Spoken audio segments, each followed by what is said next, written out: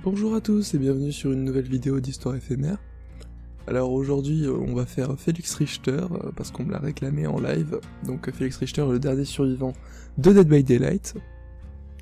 J'en profite pour vous dire que si vous voulez avoir l'histoire d'un personnage, une région, une narration particulière, quelque chose en rapport avec ça, vous pouvez venir en live ou me laisser dans les commentaires et je vous lirai, voilà.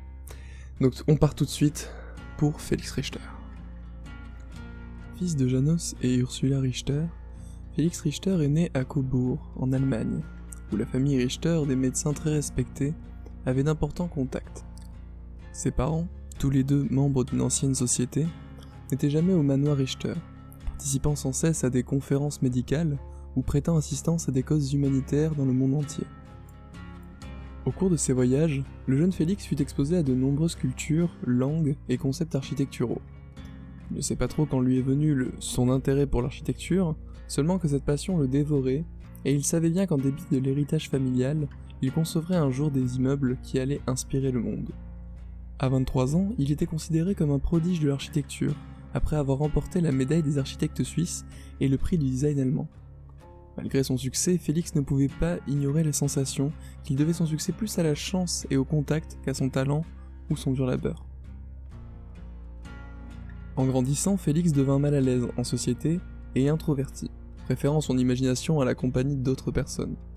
Il avait peu d'amis et quand il ne voyageait pas avec ses parents, Félix dévorait les livres rares dans la bibliothèque de son père, étudiait l'histoire et l'architecture, s'imprégnant de tout ce qui traitait des mouvements architecturaux au fil des siècles.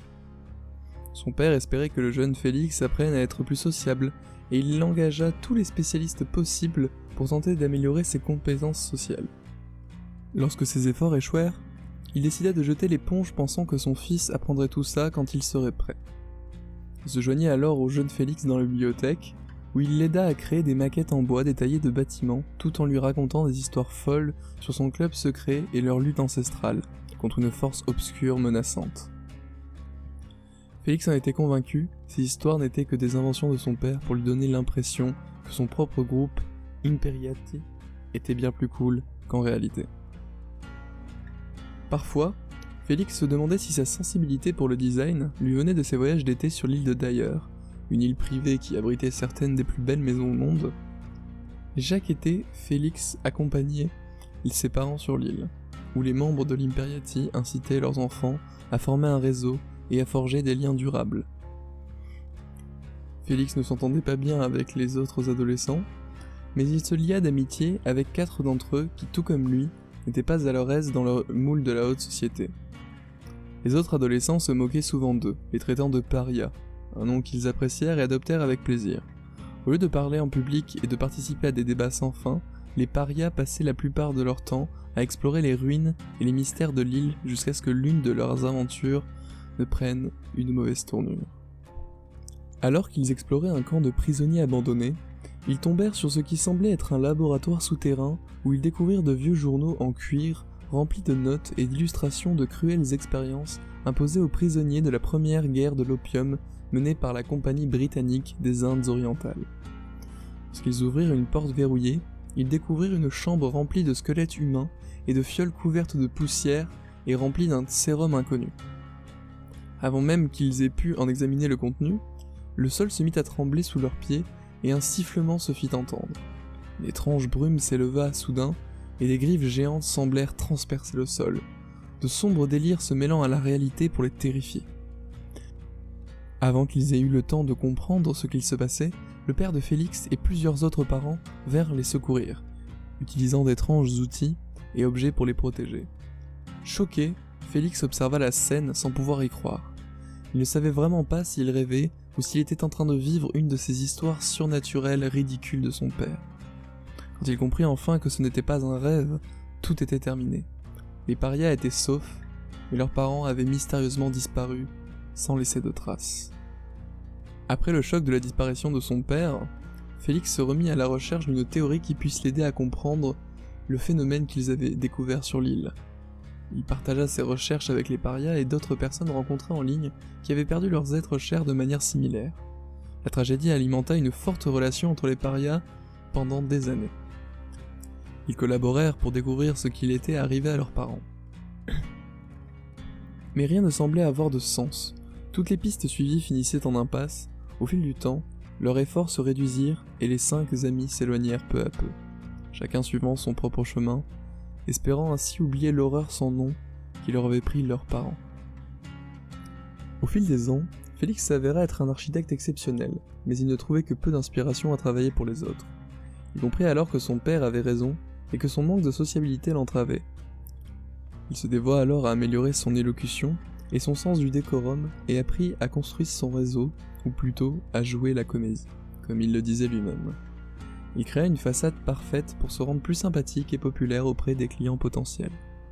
Après avoir travaillé dans plusieurs agences d'architecture, il fonda la sienne avec sa collègue Lauren Golder.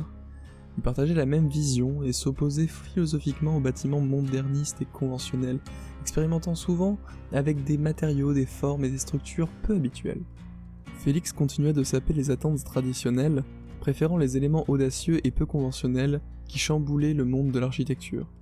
Mais malgré les éloges, il ne pouvait éviter de se voir comme un hypocrite, un acteur qui avait appris un rôle au lieu d'être un véritable architecte qui inspirait le monde par ses conceptions impeccables. Pendant ces phases d'insécurité et de doute, il avait tendance à se distraire en enchaînant les fêtes et noyer ses angoisses dans l'alcool, souhaitant que son père soit toujours là pour partager ses conseils sévères et sa sagesse. Un jour, la petite amie de Félix lui annonça qu'il allait être papa. La nouvelle l'ébranla au plus profond de son être, et souhaitant inspirer son enfant à naître autant que son père l'avait lui-même inspiré, il s'empressa de reprendre sa vie en main. Il avait besoin d'un projet qui lui posait un vrai défi et lui permette de consolider son talent d'architecte. Signe du destin, l'occasion parfaite se présenta lorsque de vieux amis de son père engagèrent son entreprise, Richter et Golder, pour construire quelque chose de nouveau et de peu conventionnel sur l'île de Dyer. Le défi l'enthousiasmait et terrifiait Félix, qui noyait désormais ses angoisses dans les articles et les livres sur l'éducation des enfants.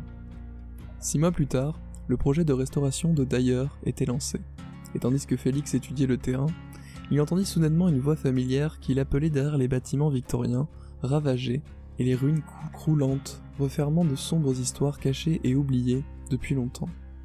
Au travers d'une brume étrange, il vit une silhouette prendre forme lentement. Il écarquilla les yeux et ouvrit la bouche, mais il ne put prononcer le moindre mot. Il ne rêvait pas. C'était impossible. Non, ça ne pouvait pas. Ce n'était pas...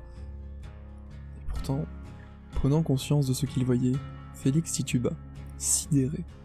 Alors qu'il observait son père émerger de la brume, il ne sentait plus ses jambes et n'entendait que les battements assourdissants de son cœur. C'était lui.